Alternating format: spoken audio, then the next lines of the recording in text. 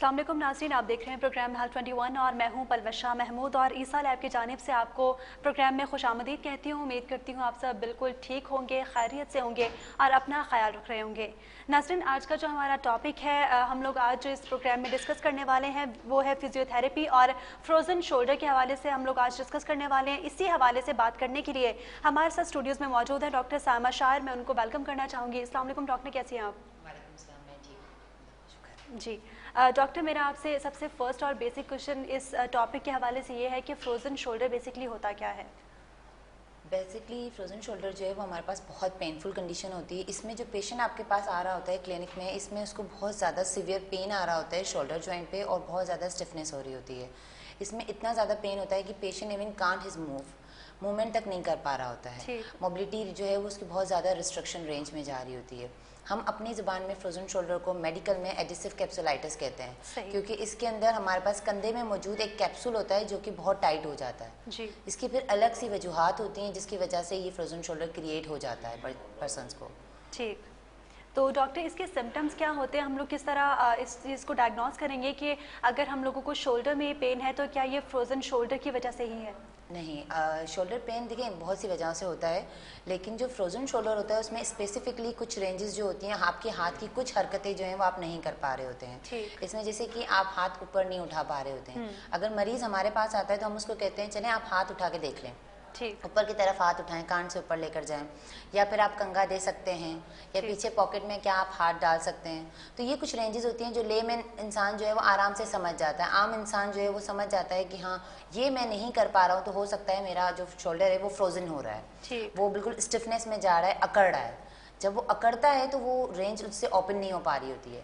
जैसे ही वो खोलने की कोशिश करता है तो उसको सिम्टम्स ये आते हैं कि बहुत सिवियर पेन आता है और उससे साथ साथ उसको स्टिफनेस बहुत ज़्यादा होती है, स्पेशली मॉर्निंग स्टिफनेस उसको बहुत ज़्यादा हो रही होती है। ठीक, डॉक्टर जिस तरह आपने बताया कि ये काफ़ी बहुत ज़्यादा तकलीफदेह साबित हो सकता है फ्रोज़न शोल्डर, तो क्या इसकी वजूहात क्या बनती हैं? ऐसा कौन से काम एक्टिविटीज़ करने की वजह से फ्रोज़न शोल्डर का शिकार हो सकते हैं? देखिए बहुत सारी वजूहात होती हैं। एक तो ये होता है कि आपके पास बहुत सारे पेशेंट्स जो हैं आजकल कॉमनली जो हो रहा होता है वो डायबिटिक पेशेंट्स को बहुत ज़्यादा फ्रोज़न शोल्डर होता है जी। उसके अलावा आपका मसल का ओवर यूज़, अगर पेशेंट डायबिटिक नहीं भी है, कोई खुदा ना खास्ता कोई ऐसी चीज़ नहीं हुई है, लेकिन मसल का यूजेज बहुत ज़्यादा है। जैसे हमारे घर की जो अम्माएँ हैं उनके काम का लोड ज़्यादा होता है, हेवी वजन उठाना, पानी वगैरह की गैलन, तो उससे क्या होता है कि जो जॉइंट है वो बहुत रिस्ट्रिक्शन रेंज में चला जाता है, उसकी जो जॉइंट की मोबिलिटी है वो अफेक्ट कर जाती है।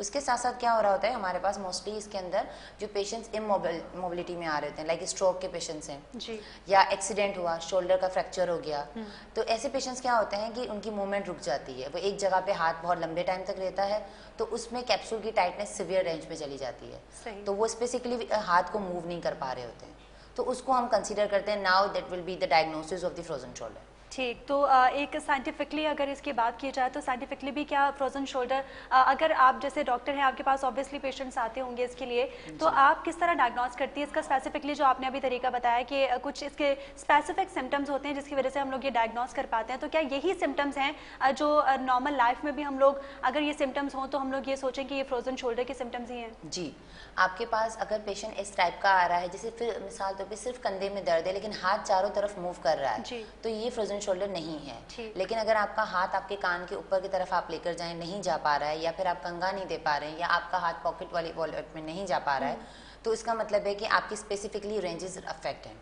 हम फ्रोजन शोल्डर को इस तरीके से डायग्नोस करते हैं as a medical doctor, we are doing this things, कि हम लोग ज़्यादातर देख रहे होते हैं कि हमारे पास दो रेंजेस होती हैं, एक हम जिसे एक्सटर्नल रोटेशन कहते हैं और एक हम एबडक्शन कहते हैं। ये हमारी अपनी ज़बान में होता है, लेकिन आम इंसान को हम इस तरीके से समझाते हैं कि जैसे आप अपने हाथ को बाहर की तरफ लेकर जाएं, ऊपर की तरफ लेकर जाएं, पीछे की तरफ लेकर जाएं, ऐसे समझ जाएं कि चारों तरफ जो जॉइंट की रेंजेस होती हैं, जैसे आप हाथ को चारों तरफ हिलाते हैं, हम उस सारी रेंजेस में पेशेंट्स को करवा के देखते हैं। अगर उसको किसी किस्म का पेन आता है और वो नहीं कर पा रहा होता, समझें कि वो खुद भी नहीं कर पा रहा है और हम भी नहीं करवा पा रहे उसको जी, तो वो पेशेंट जो है वो डायग्नोस करता है फ्रोजन शोल्डर से। ठीक, तो इसके कुछ स्पेसिफिक सिम्टम्स हैं जिसकी वजह से आप लोग डायग्नोस करते हैं कि ये फ्रोजन शोल्डर का ही पेन है। डॉक्टर, अगर बात की जाए जिस तरह आप फिजियोथेरेपिस्ट हैं, तो आप फिजियोथेरेपी जो है वो इस तरह फ्रोजन शोल्डर या फिर मजीद अगर आपकी बॉडी में पेन है उसके लिए क्या इंपॉर्टेंट रोल प्ले करती है? देखिए फ्रोजन शोल्डर के लिए फिजियोथेरेपी बहुत अहम रोल अफेक्ट करती है। फिजियोथेरेपी के बाद पेशेंट्स को बहुत ज़्यादा मोस्ट इफेक्टिव ट्रीटमेंट मिलता है इन physiotherapy for the frozen shoulder. Frozen shoulder के अंदर आप फिजियोथेरेपी करवाते हैं तो आपकी रिकवरी रेट जो है वो बढ़ जाती है। इसकी कुछ स्टेजेस होती हैं फ्रोजन शोल्डर में। बेसिकली इसमें होता क्या है, पहले दर्द आता है और फिर हाथ की रेंजेस रुकना शुरू कर जाती हैं। दर्द की वजह से मरीज हाथ हिला नहीं पाता, फिर धीरे धीरे वो रेंजेस खराब होती जाती हैं। जैसे ही पेशेंट फिजियोथेरेपी में आता है हम उसकी उन रेंजेस पे काम करना शुरू करते हैं। पहले हम रेंज को खोलते हैं ताकि वहाँ पे जो जॉइंट लॉक हो गया है वो अनलॉक हो जाए। अगर वो अनलॉक हो जाता है तो वो इजीली उसको जो है वो मूव कर लेते हैं। देन वो रिकवरी के बाद आराम से स्टेजेस जो है वो रिकवरी स्टेज में चलना शुरू हो जाती हैं। पर ये टाइम टेकिंग होता है, ये प्रोसेस। ठीक है डॉक्टर, मोस्ट इफेक्टिव ट्रीटमेंट जो है वो फ्रोजन शोल्डर के लिए अब तक क्या है? देखिए इन फिजियोथेरेपी हमारे पास जो मोस्ट इफेक्टिव ट्रीटमेंट होता है वो हम स्टार्ट करते हैं आपके पास स्ट्रेचेस से एंड देन हम स्ट्रेंथनिंग की तरफ लेकर जाते हैं। क्योंकि जॉइंट बहुत ज़्यादा स्टिफ हो जाते हैं तो उसको हमें स्ट्रेचेस की ज़रूरत पड़ती है ताकि हम उस लॉक पोजीशंस को अनलॉक कर सकें। एंड देन हमारे पास 100% जब आप किसी चीज़ को अनलॉक करने जा रहे होते हैं तो मस्कुलर वीकनेस सीवियर लेवल पर आ रही होती है। तो हम कोशिश करते हैं हम उसके साथ साथ उसको स्ट्रेंथनिंग में भी लेकर जाएँ ताकि आगे जाके उसको किसी और मज़ीद प्रॉब्लम ना आए। ठीक। डॉक्टर अगर बात की जाए फिजियोथेरेपी के बारे में, जिस तरह आपने बताया कि अगर मसल्स में बहुत ज़्यादा स्टिफनेस आ जाए तो फिजियोथेरेपी बहुत ज़्यादा इंपॉर्टेंट रोल प्ले करती है। अगर इसी हवाले से डाइट की बात की जाए तो डाइट का कितना इंपॉर्टेंट रोल है? अगर आपका फ्रोजन शोल्डर है या फिर बॉडी में किसी भी किस्म का इस तरह का पेन है तो डाइट का कितना इंपॉर्टेंट रोल है इस चीज़ में? देखें अगर आपके पास फ्रोजन शोल्डर है और वो ओवर यूज़ ऑफ मसल्स की वजह से नहीं हुआ है, किसी डायबिटीज़ की वजह से हुआ है या स्ट्रोक कंडीशन में हुआ है या फाइलेज वगैरह जिसे हम कहते हैं आम जुबान में, उसकी वजह से हुआ है तो फिर हम उस पर डाइट पे ये कह देते हैं कि आप अपनी शुगर को कंट्रोल रखें, पानी का अमाउंट आप सबसे ज़्यादा रखें। क्योंकि देखें बॉडी के अंदर अगर डिहाइड्रेशन होती है तो जॉइंट मजीद लॉकिंग पोजीशन में चला जाता है। जैसे ही वो लॉकिंग पोजीशन में जाता है तो उसको बहुत ज़्यादा प्रॉब्लम होती है। तो हमारा सबसे मेजर डाइट फैक्टर जो होता है वो हमारे पास पानी होता है। देन हम उनको कहते हैं आप अपने फ्रूट्स वेजिटेबल्स पर ज़्यादा फोकस करें क्योंकि जॉइंट अफेक्ट हुआ है, मसल अफेक्ट हुआ है, पेशेंट हाथ मूव नहीं कर रहा है, उसके लिए और ज़्यादा मजीद पेनफुल कंडीशन होती है। एक पेशेंट का हाथ ही मूव नहीं कर पा रहा है तो उसके लिए हम उसको यही डाइट फैक्टर ज़्यादातर बता रहे होते हैं जिसमें कैल्शियम, विटामिन डी, ये सब चीज़ें उनकी ज़्यादा। लाइक दूध है तो हम दूध का इंटेक कह देते हैं कि आप बढ़ाएं ताकि आपका कैल्शियम और विटामिन डी आपकी बोन्स को ऑस्टियोपोरोटिक होने से बचाएं। ठीक।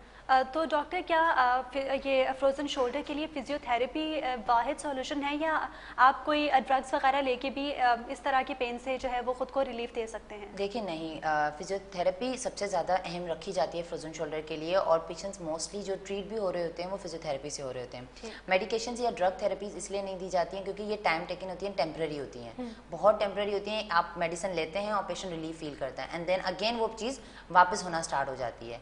इसमें स्टीरॉयड की इंजेक्शंस लगती हैं फ्रोजन शोल्डर में, आपके पास कंधे पे स्टीरॉयड की इंजेक्शंस लगाई जाती हैं ताकि वो आराम से इजीली उस चीज़ को ओपन अप कर सके। लेकिन वो भी उसके लिए इतनी ज़्यादा फायदेमंद नहीं रहती है एज कम्पेयर टू फिजियोथेरेपी। ठीक।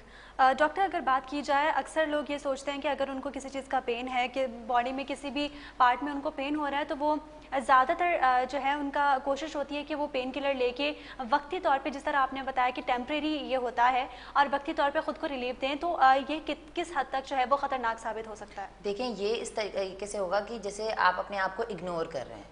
सही आपको पेन हुआ, आपने मेडिसिन ली एंड देन आपने उस चीज़ को छोड़ दिया कि मुझे अभी तो फ़ायदा है एंड देन मैं बाद में देख लूँगी। वो चीज़ जो आपकी 10 दिन में ठीक हो सकती थी वो आपके पेन किलर्स के बाद आपने ले लेके उसको उस हद तक पहुँचा दिया, इतना वर्स्ट कर दिया उस कंडीशन को कि अब वो आपके पास मंथली हो सकता है ठीक हो और मंथ ले लेती है। It will be time like in 1 year. Frozen shoulder time taken होता है, इतना टाइम ले लेता है कि कभी कभी 1 साल ले लेता है और ये रिवर्सिबल कंडीशन हो जाती है ऐसे पेशेंट्स में जो कि पेन किलर्स पे अपने आप को temporary bar bar again and again वो यूजेज में रहते हैं। ठीक डॉक्टर, अभी आपने बताया कि पेन किलर जो है वो ख़ुद को इग्नोर करने वाली बात होगी अगर आप पेन किलर का इंटेक ज़्यादा कर दें। अगर एज की बात की जाए तो आप क्योंकि फिजियोथेरेपिस्ट हैं, आपके पास ऑब्वियसली पेशेंट्स भी आते होंगे, आपने अब तक क्या देखा है कि मैक्सिमम एज लिमिट्स क्या हो सकती है ये फ्रोजन शोल्डर की, या फिर मिनिमम एज लिमिट आपने क्या देखी है अब तक? देखें एज फैक्टर जो होता है फ्रोजन शोल्डर के अंदर वो हमारे पास ऐसा नहीं कहूँगी कि जो ओल्ड एज होते हैं सिर्फ उन्हीं में हो रहा होता है बिकॉज ऑफ द डिजीज़ और एनी पैथोलॉजी। हमारे पास 30 इयर्स की लड़कियां भी आती है जिनको फ्रोजन शोल्डर डायग्नोस्ट हो जाता है। 25 जैसे मैंने कहा कि कभी कभार क्या होता है कि over use of muscle, lifting, postures, आप कंटिन्यूटी में राइट अप है तो उस वजह से भी समटाइम ऐसा होता है कि फ्रोजन शोल्डर लीड कर जाता है। देन आपके पास ये होता है कि एज लिमिट अगर मैं बोलूँ कम से कम भी तो 25 to 30 होती है और ज़्यादा में ज़्यादा भी अगर हम कहें तो वो ओल्ड एज लिमिट हो जाती है हमारे पास, तो उन लोगों को फ्रोजन शोल्डर होने के चांसेस आराम से इजीली हम कह देते हैं कि हाँ they will be covered by the frozen shoulder, diagnosed by the frozen shoulder. ठीक, मतलब 25 से अगर आपके पास पेशेंट 60s तक आप कंसीडर कर सकते हैं कि they will consider it the frozen shoulder. ठीक है डॉक्टर, ऐसे कोई स्पेसिफिक मोमेंट्स हैं जो फ्रोजन शोल्डर के दौरान आप लोग मना करते हैं कि पेशेंट को ये नहीं करना चाहिए? जी, हम लोग पेशेंट्स को अक्सर मना कर रहे होते हैं कि आपने खुद से कोई भारी वजन नहीं उठाना, क्योंकि जैसे ही वो भारी वजन उठाते हैं, हाथ को ऊपर की तरफ लेकर जाते हैं, जॉइंट पे मजीद फ्रैक्चर आता है, इतना प्रेशर आता है कि वो फ्रैक्चर भी हो सकता है या खुदा ना खास्ता डिसलोकेट हो सकता है, कंधा निकल सकता है बाहर की तरफ। और दूसरी बात ये होती है कि हम लोग उनको यही कंसीडर कर रहे होते हैं कि आपने सोते वक्त उस कंधे पे जोर नहीं डालना है, क्योंकि जैसे ही प्रेशर पड़ता है वो मजीद उसके ऊपर प्रेशर आ जाता है और वो जॉइंट फिर से लॉकिंग पोजीशन में चला जाता है। ठीक डॉक्टर, अगर ड्रग्स का या मेडिकेशन का इंटेक ज़्यादा कर दें और आप दर्द से फ़िलहाल ख़ुद को रिलीफ देने के लिए आर्जी जो है वो चीज़ें आजमाएं, और क्या ये इस हद तक जो है वो बहुत ज़्यादा नुकसानदेह साबित हो सकता है कि बाद में आपको सर्जरी की तरफ या ऑपरेट की तरफ जाना पड़े? देखिए, इतना अगर आप कर लेते हैं कि पेशेंट्स की कंडीशन ऐसी हो जाती है समटाइम, जैसे आपने कहा कि सर्जिकल कंडीशंस हो जाती हैं, तो ऐसे पेशेंट्स में हम लोग क्या करते हैं, हम लोगों की पहली ये प्रायोरिटी ये रहती है कि हम जॉइंट को अनलॉक कर लें। ऐसा कभी होता नहीं है, बहुत रेयर केसेस में ऐसा हुआ है कि पेशेंट्स ने खुद को इतना इग्नोर किया है कि हाथ को, एक तो पेशेंट्स डर के मारे भी हाथ नहीं उठाते हैं क्योंकि उनको पेन होता है कि वो नहीं उठा पा रहे होते हैं। तो उस कंडीशन में क्या होता है कि पेशेंट्स को हमें फिर काउंसलिंग के साथ ट्रीट करना पड़ता है। अमूमन तो हमारी कोशिश यही रहती है कि पेशेंट सर्जरी की तरफ ना जाए, अदरवाइज वो फिर स्टीरॉयड की तरफ जाता है, नहीं तो फिर सर्जिकल इंटरवेंशंस करनी पड़ती हैं, बट बहुत रेयरली ऐसा हुआ है, अदरवाइज ऐसा होता नहीं। फ्रोजन शोल्डर भी can be treat easily and most effectively by physiotherapy. ठीक, और इसका अगर फिजियोथेरेपी की बात की जाए तो फ्रोजन शोल्डर को ट्रीट करने के लिए कितना जो है वो वक्त लग सकता है, कितना लंबा प्रोसेस है इसकी रिकवरी का? देखिए, अगर ये अगेन वही बात आ गई कि पेशेंट ने अपनी कंडीशन कितनी वर्स की हुई है। अगर कंडीशन जो है वो आपके पास एक्यूट है, मतलब कि 1-2 महीने पुरानी है, तो वो फिर आराम से जो है वो 1 महीना लेती है, हम उसको रिकवर कर लेते हैं। 1 से 3 महीने जो है वो फ्रोजन शोल्डर रिकवरी स्टेज में जाता है। लेकिन जो हमारे पास स्टैंडर्ड है, एक हमारे पास WHO की तरफ से, वर्ल्ड हेल्थ ऑर्गेनाइजेशन की तरफ से फ्रोजन शोल्डर के लिए, या अमेरिकन एसोसिएशन की तरफ से, यानी फ्रोजन शोल्डर वो हमारे पास 1 साल का होता है। क्योंकि 1 साल के अंदर पेशेंट ने जॉइंट इतना लॉक पोजीशन में डाल दिया होता है कि वो हमें कवर करने में, उसकी रेंजेस को कवर करने में, उसकी मोबिलिटी को इन्हांस करने में, इम्प्रूव करने में हमें टाइम टेकन लग जाता है। ठीक, टाइम टेकिंग प्रोसेस है ये काफ़ी, और अगर आप लोग खुद को इग्नोर करेंगे तो मे भी ये इतना लंबा हो जाए कि आपको सालों इस चीज़ को बर्दाश्त करना पड़े। बिल्कुल सही कहा डॉक्टर आपने। अगर बात की जाए डाइट की, एक बार फिर से मैं आऊँगी। आपने कहा कि हम लोगों को डेयरी प्रोडक्ट्स जिनमें आयरन ज़्यादा होता है, जिस तरह आपने बात की दूध की, हम लोगों को वो यूज़ करना चाहिए, तो क्या ऑर्गेनिक प्रोडक्ट्स जो हैं वो हेल्प करते हैं आपको जल्दी रिकवरी के लिए? देखिए, ऑर्गेनिक प्रोडक्ट्स वगैरह की अगर हम बात करें तो ऐसा सच नहीं। पेशेंट्स को एक माइंडसेट होता है, एक तो ऑर्गेनिक प्रोडक्ट्स में और एक हीमोपैथिक जो मेडिसिन्स होती हैं, इन सारी मेडिसिन्स को अगर हम देखें तो ये इतने ज़्यादा फायदेमंद नहीं रहती हैं। पेशेंट के लिए सबसे अच्छा जो इंटैक्ट रहता है वो उसकी अपनी कैल्शियम और वाइटामिन और आयरन, इन पे फोकस्ड होता है। उससे भी ज़्यादा हम लोगों का मेरे पेशेंट्स पे ये फोकस होता है कि अगर हम आपको फिजियोथेरेपी करवा रहे हैं तो आपने उसी फिजियोथेरेपी को घर पे कंटिन्यू करना है। मेडिसिन हमारी पूरी कोशिश रहती है कि पेशेंट अवॉइड करे, अपने दर्द को बर्दाश्त कर ले, क्योंकि मेडिसिन का अगर वो उसका हैबिचुअल हो जाता है तो वो फिर उसको कंटिन्यूटी में लेता रहता है। फिर अगेन एंड अगेन वही बात आ जाती है कि रिकरेंट चांसेस होते हैं फ्रोजन शोल्डर के होने के, और फ्रोजन शोल्डर आजकल बहुत कॉमन है। हर एक दूसरे बंदे को जो है वो फ्रोजन शोल्डर डायग्नोज हो रहा होता है। ठीक, बिल्कुल जिस तरह आपने कहा कि बहुत ज़्यादा कॉमन हो चुका है फ्रोज़न शोल्डर। डॉक्टर, अक्सर ये देखा जाता है कि अगर आपको फ्रोज़न शोल्डर है तो माएँ एक प्यार में या फिर बच्चे की केयर में उसको हल्दी वाला दूध पिला देती हैं, या फिर इस तरह घरेलू टोटके जो हैं वो कर देती हैं ताकि वो तकलीफ से फ़िलहाल फिल वक्त जो है उसको रिलीफ मिल सके। तो ये क्या ख़तरनाक साबित हो सकता है इस चीज़ के लिए? नहीं, वही बात आ गई ना, जैसे आपने कहा कि माँओं की मोहब्बत है तो वो फिर शफा ले ही आती है। बिल्कुल। लेकिन अगेन वही बात, एज अ डॉक्टर अगर मैं बात कहूँ तो वही एक नज़रअंदाजी वाला फैक्टर आ जाता है कि पेशेंट को आपने किस तरीके से इन्हांस करना है, किस तरीके से उसको रिलीफ फैक्टर देना है। अगर घर पे 1-2 दिन उन्होंने इस तरीके से किया तो फिर समझ आता है कि मैनेजमेंट करनी पड़ रही होती है, कि नई approach they are doing management side. But अगर ये मोहब्बत इतनी बढ़ जाती है कि उस बच्चे को जो है वो आके जाके हाथ ही नहीं मूव कर पा रहा है, क्योंकि फ्रैक्चर के बाद छोटे बच्चों को हाथ लॉकिंग पोजीशन में जाता है, लेकिन ऐसे नहीं जैसे यंग है 25 to 30 ईयर्स हैं, फ्रैक्चर हुआ, सडन एक्सीडेंट हुआ, फॉल हिस्ट्री हुई, हाथ एक ही जगह पे मूवमेंट में था, लॉक हो गया, अब घर में दूध भी पिलाया जा रहा है, सब कुछ किया जा रहा है, लेकिन वो हाथ नहीं मूव कर रहा। तो वो इसीलिए मूव नहीं कर रहा होता है क्योंकि उस पेशेंट को रेंजेस चाहिए होती है, उसको एक्सरसाइजेस चाहिए होती है, उसको प्रोटोकॉल चाहिए होता है ताकि वो इन्हांस कर सके अपनी मोबिलिटी को, अपनी मूवमेंट्स को। वो पेन रिड्यूस इसी वजह से नहीं हो पा रहा होता है कि मेडिसिन ली 1 घंटे के बाद फिर वही दर्द आ गया।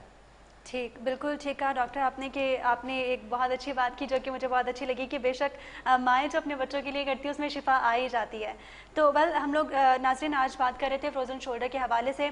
हमारे साथ डॉक्टर साइमा शायर मौजूद थी, फिजियोथेरेपिस्ट हैं। इन्होंने जितना मुमकिन हद तक हो सके आगाही फराहम करने की कोशिश की और हम लोगों जो इस प्लेटफॉर्म के थ्रू हम लोगों ने भी कोशिश की है कि अपने नाज़रीन तक हम हर मुमकिन हद तक आगाही फराहम कर सकें ताकि ये जो घरेलू मसले हैं छोटे, इनसे हम लोग रोज़मर्रा अपनी ज़िंदगी में बच सकें। और इसी के साथ ही मुझे और मेरी पूरी टीम को इजाज़त दीजिए। अल्लाह हाफ़िज़।